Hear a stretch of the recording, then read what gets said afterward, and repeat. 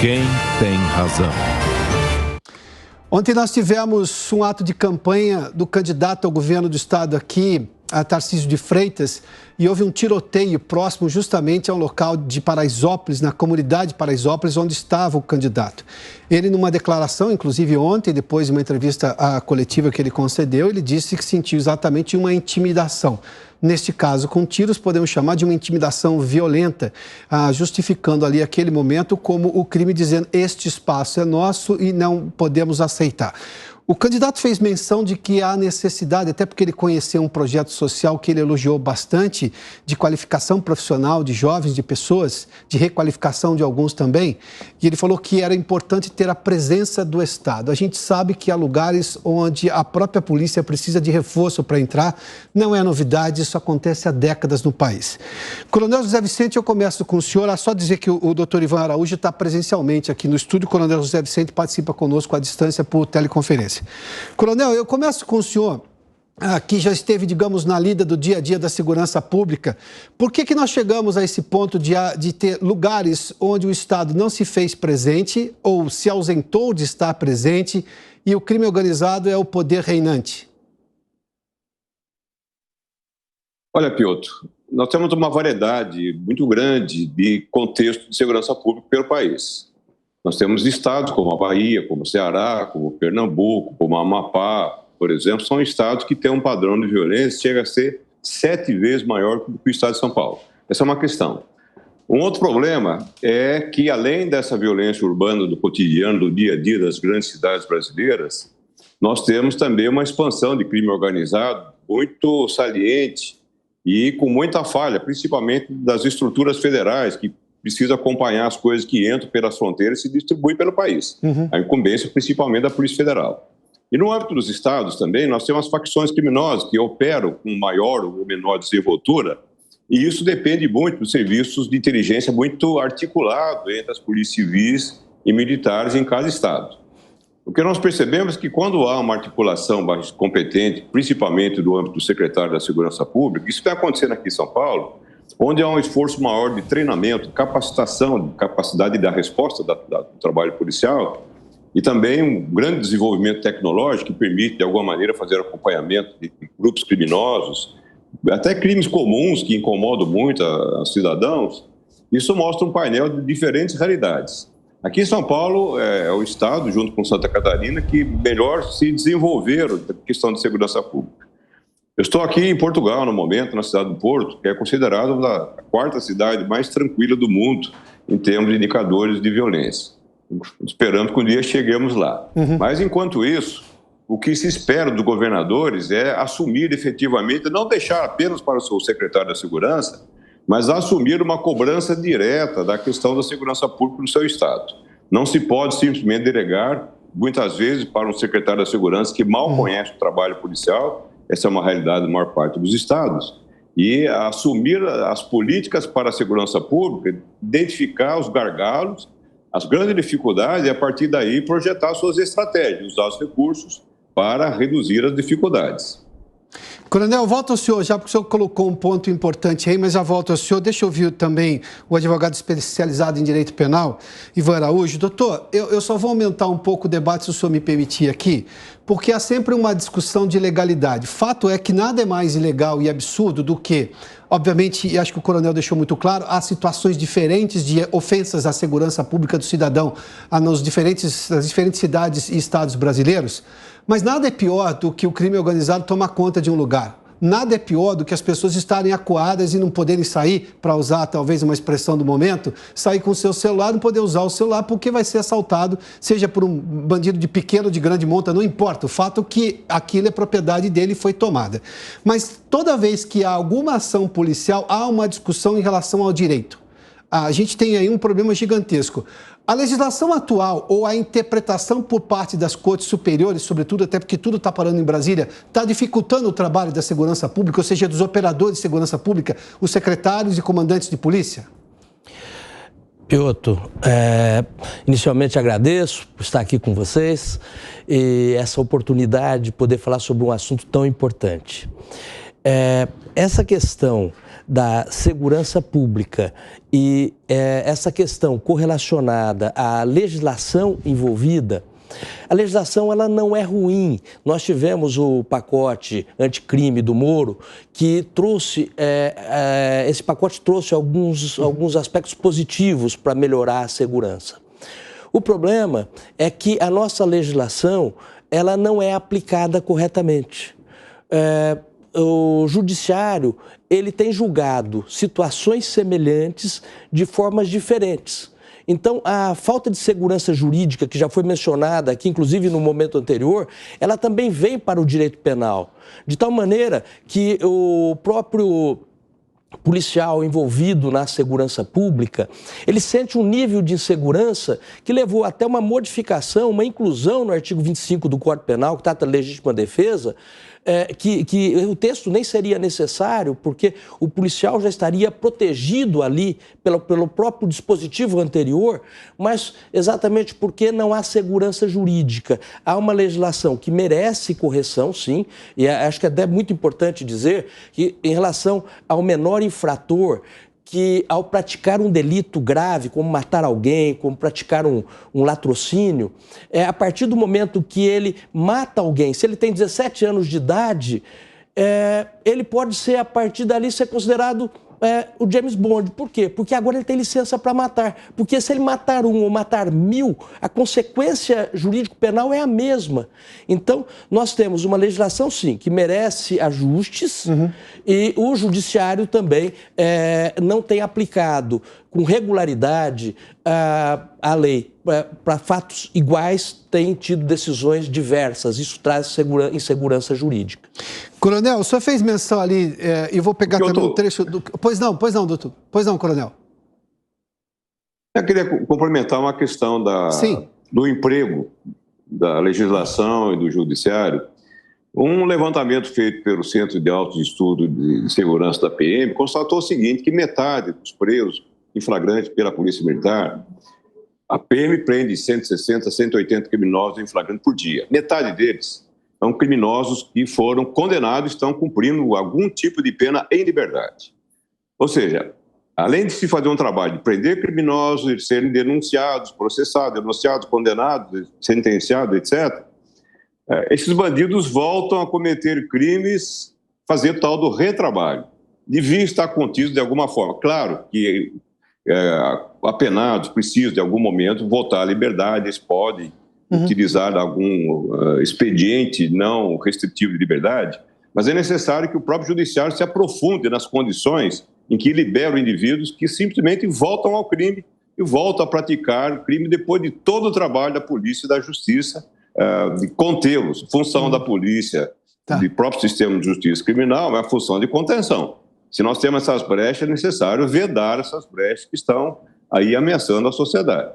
Esse é o ponto que eu queria levantar, porque o doutor Ivan Araújo fez menção à aplicação da lei por parte dos magistrados, e isso chama muito a atenção, porque o senhor, coronel, fez menção anteriormente de que a segurança pública, e eu concordo com o senhor, me permita aqui a concordância, que é uma área de alta tecnicidade. Trabalhar em segurança pública exige competência, não dá para colocar um político como secretário de segurança se ele não tem conhecimento daquilo. E aí eu pergunto, além da sensibilidade, de conhecimento técnico, não falta também sensibilidade ao Poder Judiciário em relação ao trabalho que as polícias fazem? Porque, em algum momento, eu vou usar aqui, claro, é uma força de expressão, né? O ar-condicionado de um magistrado em Brasília não dá a ele a exata noção do que passa a população brasileira em relação à violência como vítima e do trabalho duro e difícil que fazem os policiais. Se eu perguntar às pessoas se elas preferem, e desculpe de novo aqui a força de expressão, se elas preferem as polícias que estão no dia a dia fazendo segurança, ou elas concordam com uma decisão, por mais que seja embasada em lei, e aí com esse distanciamento até insensível em relação a libertar um traficante, do que faz um ministro de uma corte superior, elas vão ficar do lado da polícia. Não falta sensibilidade também, não é um problema de lei, mas não falta sensibilidade para um juiz a hora que vai lá e decide soltar alguém que talvez não tenha a menor condição de voltar ao convívio da sociedade? Coronel. Falta sim, esse é um dos problemas. Esse é um dos problemas. Mas uma outra questão também, Piotr, é que nós estamos observando uma certa tendência das altas cortes nossas, na STJ, por exemplo, de tomar decisões restritivas à ação policial, achando que o policial só pode abordar pessoas, por exemplo, se houver provas praticamente que ele cometeu o crime. Nós temos julgados, dá um exemplo muito claro, e não são poucos, em que um policial abordou um veículo cheio de drogas, dezenas de quilos de drogas, ele foi solto porque não havia supostamente motivo para o policial ter parado aquele indivíduo.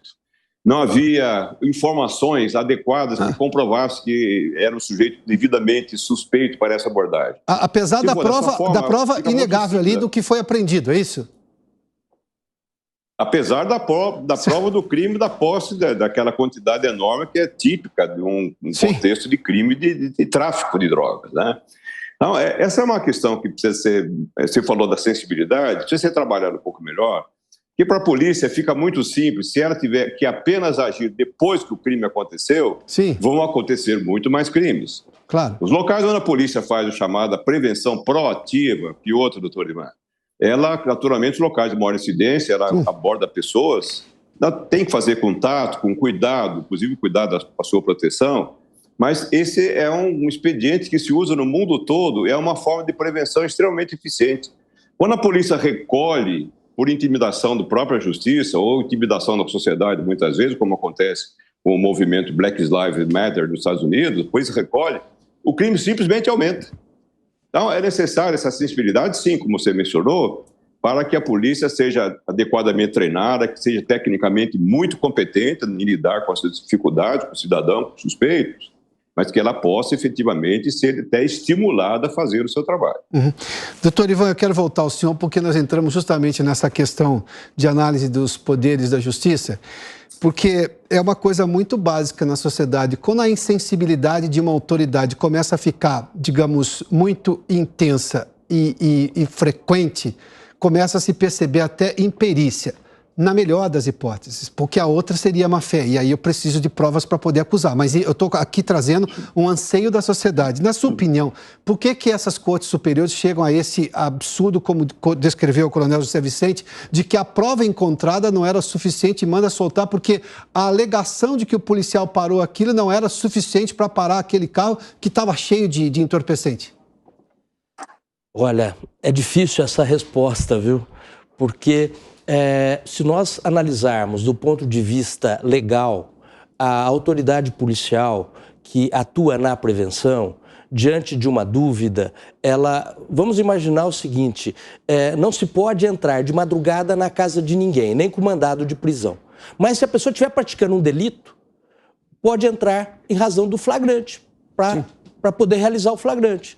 Então, se há uma suposição de prática delitiva e ocorre a abordagem correta e se identifica a prática delitiva, então há o flagrante, não teria razão nenhuma técnica para poder se afastar isto. Mas há decisões nesse sentido e há decisões em sentido contrário também.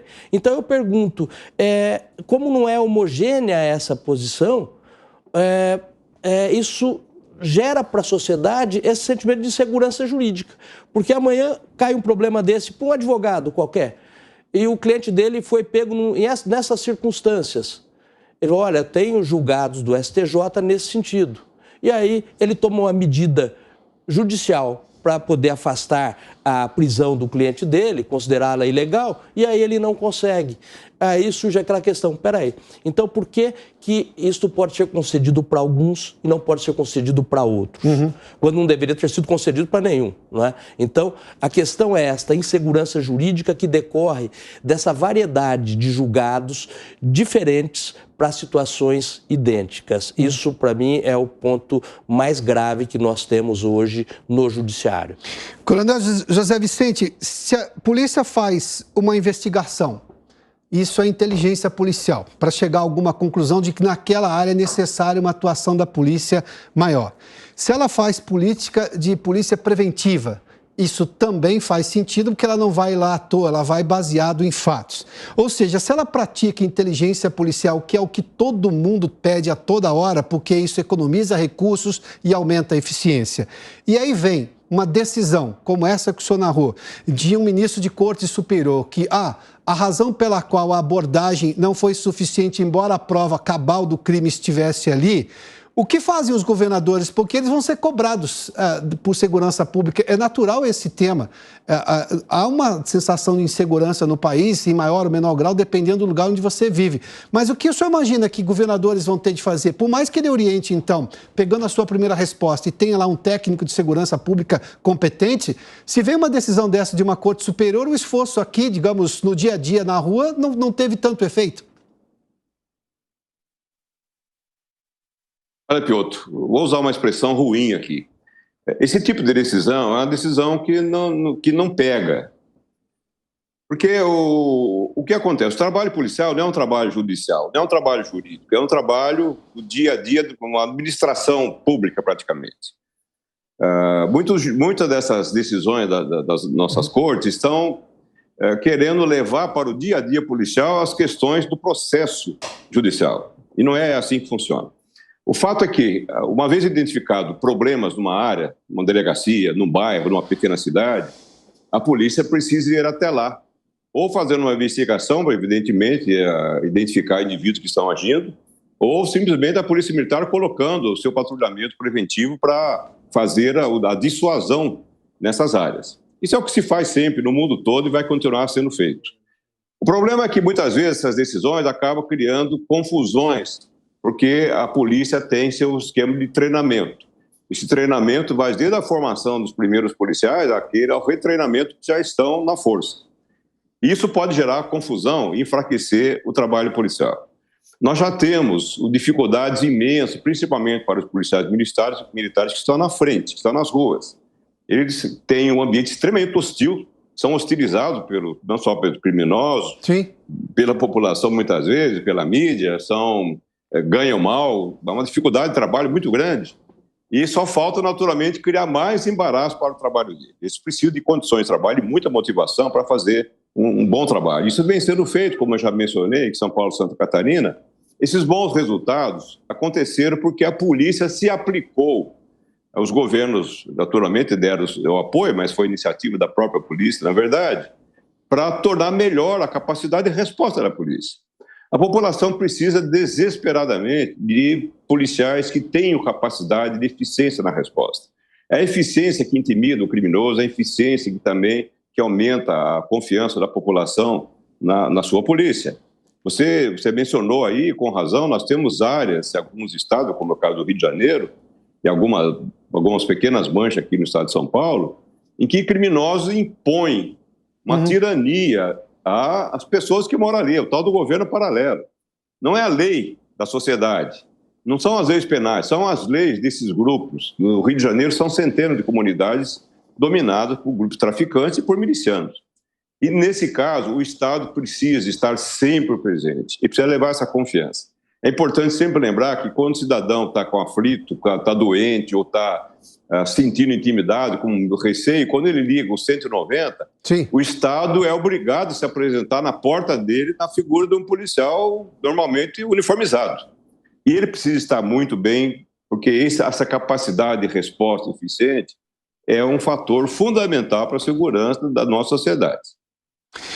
Coronel Ivan Araújo, doutor Ivan Araújo, sobre esse aspecto aí que fez menção o coronel, boa parte das críticas que se faz à polícia, quando vem de parte da mídia, e eu concordo com o coronel, elas realmente existem, ou elas são dotadas de lugares comuns completamente equivocados, ou dotados de generalizações. Em nenhuma das situações ajuda o trabalho policial. Que sim, quando há extremos tem que ser criticado e tem meios para se punir policiais que, por exemplo, avançam sobre a legalidade e, claro, tratam mal o cidadão. Mas tudo isso a lei. Eu tenho um Estado, tem um Estado de leis e tem um Estado para justamente punir essas pessoas. Eu não sei como acontece quando você está no Estado paralelo. Não sei qual é a regra do traficante que domina o morro, qualquer uma dessas regiões. Diante disso, eu só vou voltar de novo nessa questão. O que falta, da sua opinião? Porque se os governadores vão ser cobrados para isso e há limitações, seja do ponto de vista legal, para a atuação do policial ou até de valorização do policial, pelo trabalho que ele faz, não estou nem falando de questões financeiras, estou falando de ele vai lá, faz um trabalho, vem um ministro do STJ e anula todo aquele trabalho. Como é que eu consigo resolver isso? Porque a população vai cobrar dos governadores uma melhor segurança. Isso é um fato. Olha, nós temos uma receita para a coisa não funcionar, não é? O funcionário é mal remunerado, como disse o coronel. o equipamento dele, às vezes, não é tão bom quanto o do criminoso. O criminoso tem uma lei que, lá dentro da organização dele, se for desrespeitada, ela é cumprida, ela é conhecida e ela é cumprida. E aqui do outro lado, a sociedade civil, nos locais em que o Estado perdeu espaço para o crime organizado, em que para se entrar num determinado local você precisa pedir autorização para o chefe lá do crime daquele local. Sim. Então, essa situação, ela se torna tão grave que não é modificação apenas de leis, não é apenas uma questão de julgados. Pensando em governos do estado de São Paulo ou de outros estados, como agora nós temos aí um movimento nesse sentido, eles terão que promover uma aproximação do poder público para ocupar esses lugares, o que não é fácil, não é? O coronel certamente tem experiência, sabe disso. Não é fácil reocupar esses lugares que estão dominados hoje pelo tráfico. Então, essa aproximação é importante. Poderia usar um clichê dizendo a questão de educação. A questão de educação produz resultados em 20 anos. Então, hoje, uma remuneração adequada, treinamento adequado e respaldo para o policial que agisse corretamente. Então, naqueles excessos que foi mencionado aqui, é lógico, qualquer excesso deve ser punido. Sim, claro. Mas fora destes excessos, o policial tem que ter respaldo pela sua atividade, né? Porque senão ele tem, no próprio entorno de onde ele mora, ele tem que se esconder, não mostrar que ele é policial para não sofrer uma represália, porque ele não tem a possibilidade de se defender ali no seu próprio ambiente, onde ele reside. Então, doutor Ivan, eu tenho só um minuto só para fazer um esclarecimento do que o senhor disse. Esse respaldo tem que vir da autoridade que comanda a polícia, no caso os governadores, e talvez política maior do país, do presidente da República, ou da Justiça? Porque a gente tem discursos de candidatos nesse momento que são diferentes. Alguns criticam a polícia, outros defendem a polícia. De onde tem que vir esse respaldo? Olha, essa é uma resposta que vale 1 milhão, né? Por quê? A própria União promoveu uma mudança no Código Penal para dar uma melhor segurança para o policial. Sim.